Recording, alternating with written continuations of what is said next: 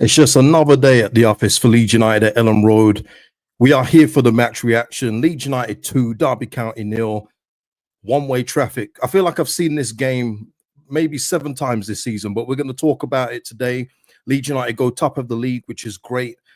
Sheffield United play tomorrow away at West Brom. Hopefully West Brom can do a little something, but, you know, we'll see. I'll be watching that game tomorrow.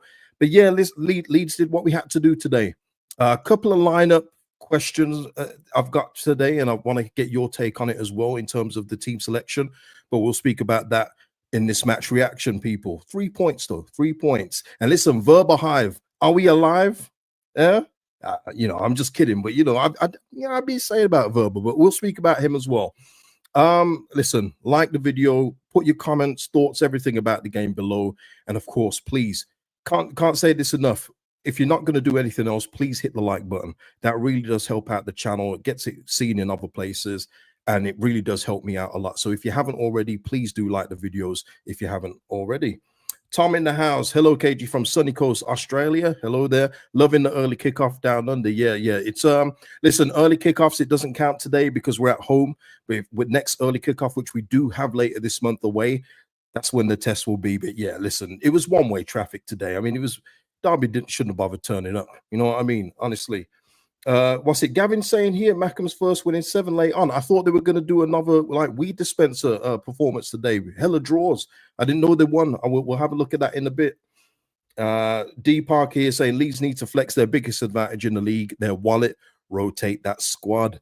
And shout out to you as well, Jason, man. A lot of Australians in the house, man. Salute to you all. Leeds here saying apologies for not being on for a while, baby, taking precedent. Hey, listen, it's a beautiful time. Changes your life. Enjoy it, man. Let me tell you one thing. Time is the only thing you can't get back, so enjoy it every moment, all right? But listen, yeah, Marcus, I agree with this, Marcus. Nice, relaxing game for me. God, I was watching it on autopilot. I'll be honest with you. I was watching this thing on autopilot. We was just in control from minute 1. I don't even want to credit Derby for any kind of little breaks that they had because it didn't amount to anything. It was an easy game. I know they even tried the whole switcheroo of making us kick towards the cup end in the first half. Made no difference at all. We was just dominant in this game. And it's like I said in the preview, this isn't the Derby of years ago. I know that the commentators and the studio will keep trying to talk about the Bielsa Lampard thing. This is years later, people. This is nowhere near that Derby team. We are not that team anymore as well. We've got actually a better team in this current age than we did back then as well. Just not a better manager. But it's completely different. To me, as I said in the preview, this is just another championship game against a mediocre to poor championship team that Leeds United should be taking care of today. And I did, initially go with a 3-0 win, but I changed it. I said 2-0. I thought I got a little bit excited. And I think we saw from the second half why. I don't know what it is, why we just can't kill teams like you've seen other teams in this division do, like Watford, Middlesbrough, getting like 5, 6 and here and there.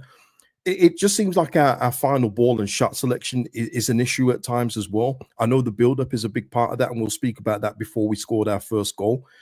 But it just seems like we just love a block shot. You know, our players will take a shot and it will get blocked. You know, no matter how open or closed the lane is, it's just block shots all the time. So hopefully we can get a bit better with that. But look, our goal difference is really good. Another clean sheet. Nothing to complain about today, apart from, I think, one thing, and it does come to the team selection.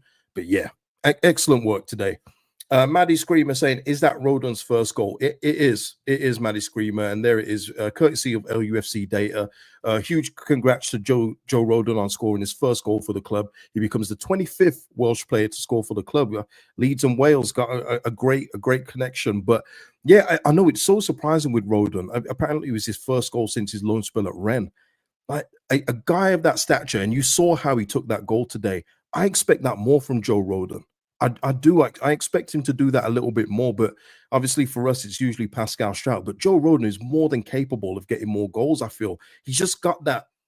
His movement is good enough, and obviously he gets his head on a lot of things. You know, I think he should be getting more goals, but hopefully that could be a snowball effect to where he gets maybe 3 goals this season. That would help. Emma in the house saying here, we played well. Derby defended with 11 and sat in. Terrible weather conditions, 2-0 professional job done. Verba did very well when he came on. Absolutely, Emma. Great summary there. And listen, let's go on to the team. It was a little bit different to what I mean, it was pretty much the same. I think what we expect from Daniel Farker, but it was the question mark about Junior Firpo. And I do want to speak about this just to get this bit out of the way because Junior Firpo obviously came off after around 20 minutes, and he was a big doubt for this game. And I don't know where you place the blame for this one because we're going to see what condition Firpo's in. How long is he going to be out for, if anything? But I did say in the preview, if there's any doubt about Junior Firpo, rest him. We've got Wober there. And if Wober tires, we've got Schmidt to come in. Don't risk it. We've already got Byram out. We've already got players that we're bedding back in, Ramazani being another. And again, once again, people, we're not going to speak too much on Ramazani, but when he came on, he's just different gravy, isn't he? He's just, you can see the difference he makes. And I do want to see him start in games very soon. He just gives us a whole different dimension. But back to Firpo, it looked like a bad idea from minute one because he did not look not interested in the game, but he didn't look comfortable in the game. And there was a couple of instances where he got the ball out on the left. And usually Firpo will try and run down the line. He just held on to the ball and passed it back inwards. And you could just see Firpo wasn't comfortable. And it just goes that thing. Who said that he was fit enough to start today? Was it Firpo? But then you've got to go to the medical team and go, Daniel, I don't think he's ready to start. But then it's all the final decision goes to Daniel Farker. He can then say, look, Junior, you don't look in great shape. We're going to put you on the bench today and see how you get on. Maybe we'll give you 20 minutes to end. I just feel it was the wrong decision to start him. And hopefully we haven't lost him too long. We cannot afford any fullbacks to be out. We've already got Byram out for I don't know how long. I just thought it was the wrong decision. And yeah, I was surprised to see him start too. I mean, we have seen this before, though, in terms of Junior Firpo being a doubt in the week and then he starts the game. But it did seem more, the press conference seemed a bit more serious about Junior's condition in terms of, yeah, he took a big knock to the foot or whatever it was. And I just thought, just keep him out. Max Wober is ready and ready to go. And we'll speak about Max Wober in this one. But yeah, I don't know, man. I just feel like we need to manage players that are not fully fit, especially when you see the squad depth that we've got. People, the substitutions we were making today was a joke. At this level, let me just make it clear again. At this level, the substitutions we brought on today, it's a cheat code. There's no other team in this league, not even Sheffield United, maybe Burnley. They're not bringing on the players that we're bringing on to replace our first 11. They're nowhere near. Nonto, Ramazani, Joseph, Gilavogi, Verba coming on. It's ridiculous. The depth that we've got is absolutely tremendous. And that's something I always try and point out so people don't get lost. Because all the time I'm always hearing I overhype the team. If we're in the Premier League, then yeah, I'd be overhyping it. But in this division with these teams, with Derby County, with Jerry Yates up front, I'm not overhyping this team, people. I'm giving it its fair due. And that's what I mean. Our depth is ridiculous. Yeah. Marcus here, our bench today was better than our Prem bench. That's not even close. You're absolutely right, Marcus. It is. It absolutely is. And yeah, Minky is saying, yeah, what a bench. It's ridiculous, man. Absolutely ridiculous. And how good is it as well, people? He didn't come on, but he was warming up today and even being back on the bench. How good is it to see our captain back? How good is it to see Ethan back? I absolutely love it. Just the options that we have. Crazy. I bet, well, I don't know with Farker, but it would give a manager a headache trying to choose this first 11. Because he even gave me a headache selecting out Anonto and Solomon for this game. I was like, oh, who would I play? Who would I play? But yeah, we have got some options at this level that other teams can only dream of. Martin are saying, yeah, that bench loads of class players and Bamford. Tremendous. Benny here saying, everyone in black boots in your background photo, sign of the times. You know what's so weird, Benny? And I don't know if you feel the same way now, but when I see black boots on the pitch now, and I mean in this present modern era, it looks so weird to me. They look out of place because of all the other different colored boots that everyone else has. So the black boots actually look like they look weird. They look like they're the subculture of football now. It's crazy, but yeah, classic Predators back in the day. Yeah, it's all good, man. Captain Elwood, the Brexit in me. The Brexit in me is loving a set piece goal. Let's talk about it, man. That's tremendous. In terms of the set piece goal, meat and potatoes, and that's what I've been saying in it. You need those goals. You need those set piece goals that are just a corner swung in and a head on it. Keeper, again, is championship, so it's to be expected. I think a decent keeper saves that. I think a Premier League keeper probably gets that out. But, you know, we're in this league for a reason. So no complaints. Lovely to see Joe Rodon get a goal as well. He looked delighted with that as well. Loved it. And I hope he gets more. Thought Joe Rodon was good today. He did get man of the match, but I'll just say this. He wasn't my man of the match today. And listen, please put in the comments who you thought yours was. I'm actually, and I'll say it now before anyone else says anything. My man of the match today was Joe Ruffwell. Is that a controversial take today? I thought Joe Ruffwell ran everything today. I thought his set piece delivery in the conditions that he was taking him in was really good. But from open play, he was creating a whole bunch. And not only that, he was getting back and starting moves himself from tackles he was making. I thought he had a real all-round performance today, Joe Ruffwell. And sometimes, I mean, he got an assist today. He will get the assist for the corner, you know, taken goal. But sometimes it doesn't show up on the score sheet. But I thought he was really, really good today. John Knox here saying Ruffwell played like a mix of batty and speed, a true warrior midfield, battling for every inch. Exactly that, John. It was a bit like Kamara last season, where he would press high up and start a move. Ruffwell kind of did that today, and he even dropped back in to get the ball as well when things weren't going right for us, when it was still 0-0. I thought Ruffwell is definitely the man of the match for me. But look, that's just me. Let me know what you think in the chat, the comments. Let me know if you think I'm wrong or someone else. Yeah. Captain Elwood also adds here, I think Joe knows his place is under threat with Amps back now and Howe's recent performances. Yeah. And listen, and I'll be fair to Ruffwell sometimes. I feel like when Tanaka does something really well, I feel like it gets blown up times 10. And this is not me taking anything away from Tanaka. Understand what I'm saying here. But I feel like he gets more kudos than when Ruffwell does something well. But today, I mean, just looking through it from my own eyes, I don't need to look at no stat sheet for this. Joe Ruffwell was, for me, just easily the best player on the park today. And you're right, Captain Elwood.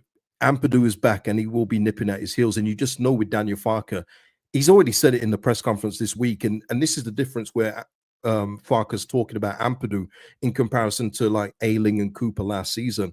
He has said that Ampadu is the most important player, the captain. And when Ampadu is ready to start, he's coming back in. All right. He's coming back in terms of his place, in terms of his position at the football club. Someone is going to lose their spot. Someone's going to drop to the bench. Because again, and we'll go back to this as well. So I just wanted to give my thoughts on Ruffwell. I thought Aronson was very lucky to start today, but he was heavily involved in the second goal that Max Verber scored. But that's what I get from Aronson. It's going to be in moments, but I felt up until he did that, it was a very disjointed performance from Brendan in terms of we was getting the ball up to him. There was a lot of loose passes, a lot of poor final balls. But then when he did get it, he turned into a bit of a problem until he got that one shot off that went straight at the keeper.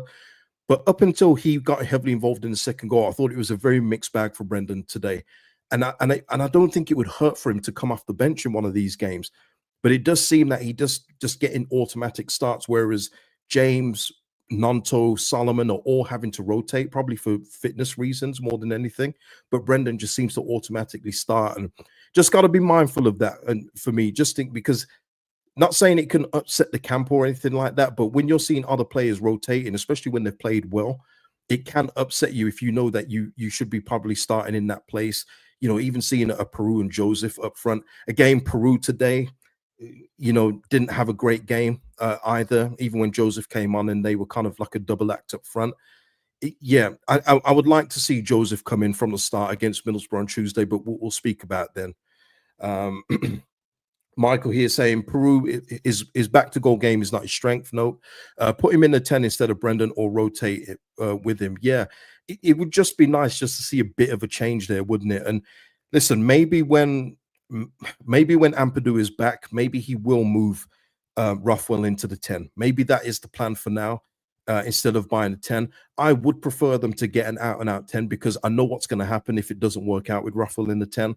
People will say put Ruffwell in the 10, and then if it's not working the way it should, and the January window closes, people saying, why didn't we just go and get a 10? You know, we've seen this story before, but maybe that is the plan. Maybe it will be a case of Ampadu coming back with Tanaka in central midfield and Ruffalo pushing up slightly further to give Brendan a break. Because listen, let me just say this. I do like Brendan Aronson, but he had been off the boil in the past few games.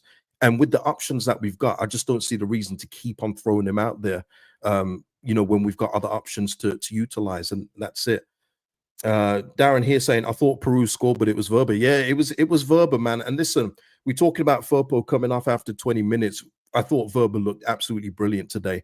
And this is why I say to people, I know, and listen, shout out to you, Russ, and all the other Wober outers, but that's where I can separate the whole, you know, thing of him leaving last season and understanding his role and his talent at this level is going to be superior to a lot of people's starters. You know what I mean? And he was really, really good today. And he was trying to get those shots off, man, from range. He was shooting. I'm surprised as well. I thought he scored for us before.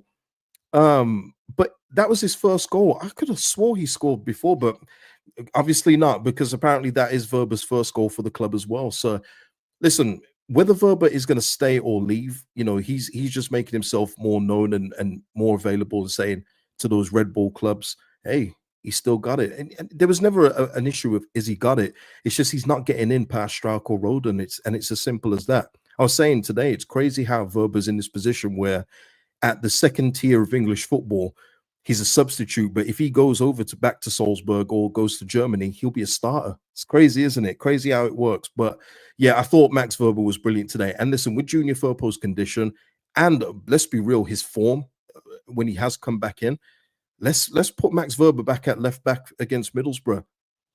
It was Schmidt's birthday today, people, but he got his usual present of no minutes. We're gonna have to. I think the January window is going to be very interesting. I don't believe there's any smoke without fire when we're being linked with left backs and the usage of Schmidt so far, and obviously Farke's words about him. I think we may have a bit of a move there, but we shall see when we get to January, right? We shall see it. Let's have a look. What's people saying here? Yeah, Darren, yeah, 100% Wober useful for a set piece too. Absolutely, yeah, he can take direct free kicks, which is what he was doing for us in the Prem.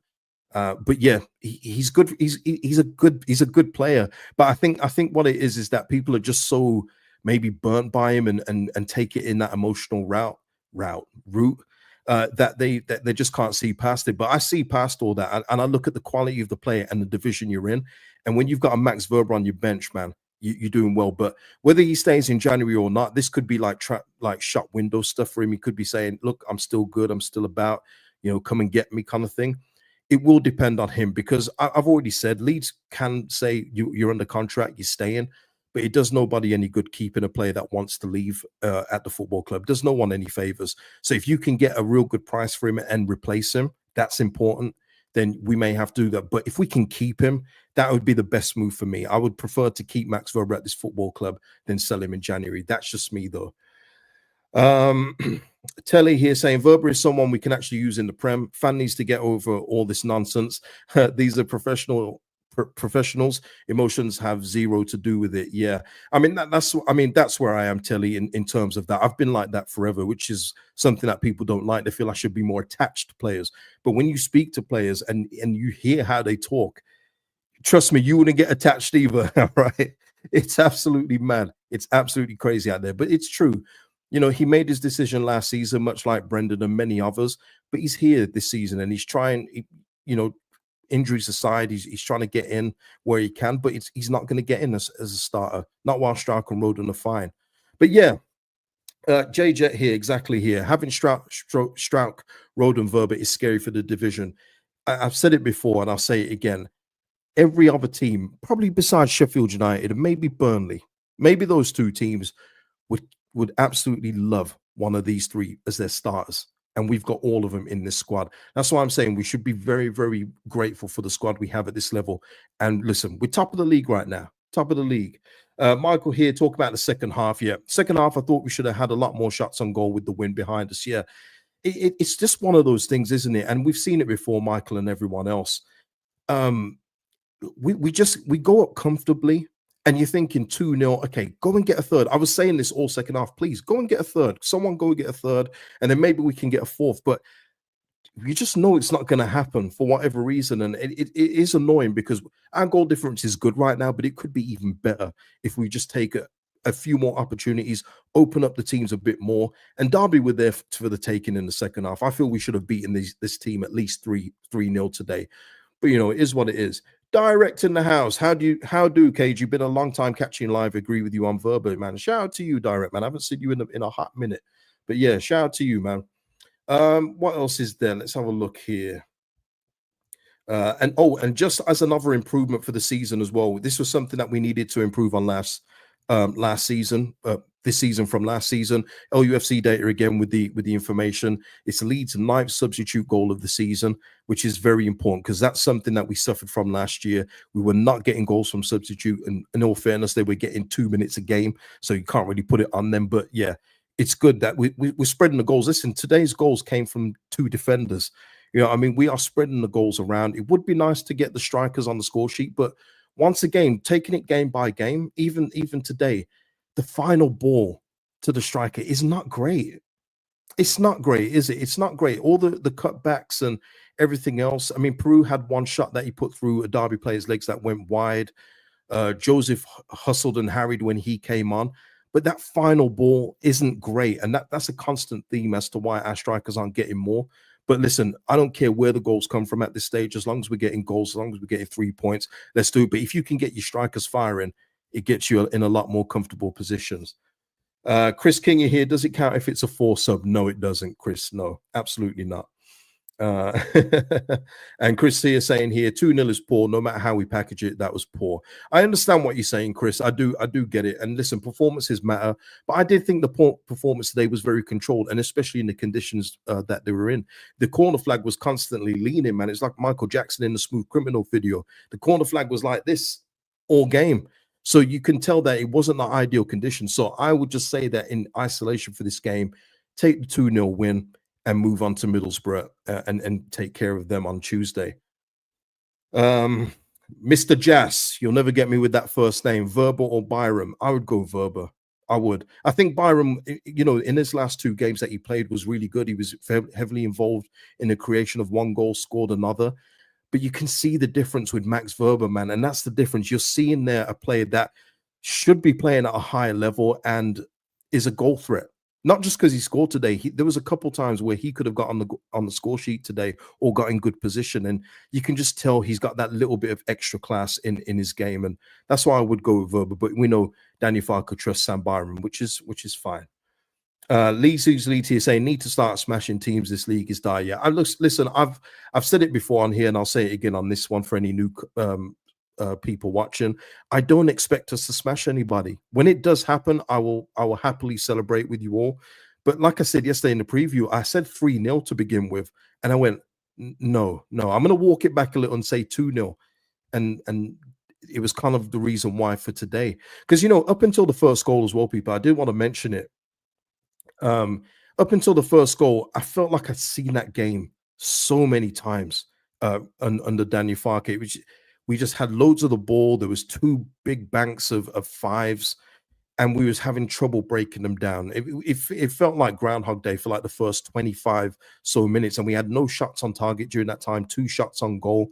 And it's like, God, just break through, do something, move the ball quicker, switch it quicker, do something different. And it was like, I've seen this game so many times before, but once we did get the first goal, the floodgates open. Let's have a look. Matt here saying, can we talk about Farker playing games and saying players are injured only to play him 4-5 times now? Yeah, Matt. I've already spoke about that in terms of Firpo before, where he has said this about Junior before, where he's a doubt for the game and then Junior will turn up. But I did feel like he had more concern in the press conference this time around, which is why I'm so surprised Junior even started the game. And I guess we'll hear from Daniel Farker as to why he started or what happened there. But let's just hope Junior isn't out for a long period, because we need everybody that we can. The games are going to come thick and fast. We've got another one against Middlesbrough Tuesday. Listen, we've got to keep these players as fit as possible. And starting a player that's got a big doubt about him when you've got Verber and Schmidt there, bit poor. Yeah, Ming here saying, yeah, first 20 looked like Blackburn. Yeah, like so many of the games. It's crazy how it is. Um, let's have a look here. No, Jason. You're asking here, maybe other teams will think twice. They won't, Jason. We've seen this kind of game multiple times through the season. Teams will always do it, and they're right to. They don't have the quality that we have. If they open up against Leeds United with their kind of players, it could be a long day for them. So I don't expect it to change. I think they'll try and take their chances of sitting in those big banks and hoping that we don't get a set piece goal or something like that. Because up until the set piece goal, we were having trouble. So I think teams will still adopt the 10 men behind the ball until they see something that actually does work. Let's have a look here. Dave here saying, okay, I think we had a decent goalkeeper there for a change. He didn't make it a thing wrong. Brilliant. Dave, don't know what you're trying to say there. What I will say about our goalkeeper today, obviously he had zero to do, but the distribution did put us on the back foot, I think 2, maybe 3 times with him just kicking it out of play for no reason. But what else can you say? What else can you say? Tom here saying Rodon's best game of the season for me. Yeah, I'd agree. Richard here saying, I'm surprised that some people are disappointed. We won comfortably despite not firing all cylinders. Yeah, Richard. I mean, I kind of do get it, but I take in everything into account today, including the weather.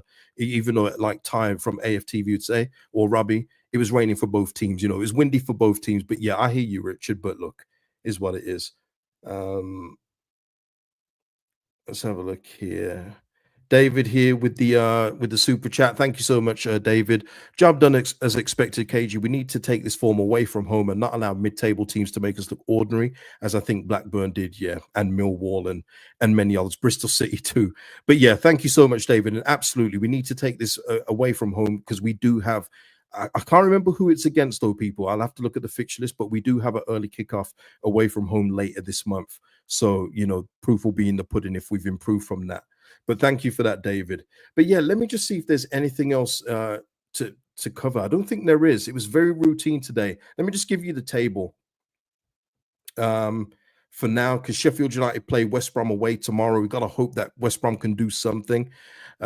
Jason saying it was a maybe. So there we are, top of the tree. Burnley drew last night, which is great for us. Of course, would have liked to have lost, but you know, it is what it is. Apparently, yes, Sunderland did win their game today. Fair play to them. But yeah, we're currently top.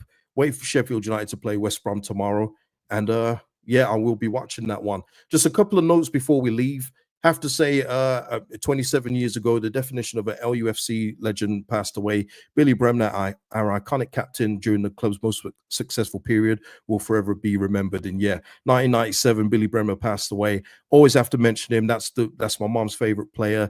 That's the whole gateway of why I support Leeds United. And yeah, listen, absolute legend during that period where Leeds United was successful. And listen, another one, you know me.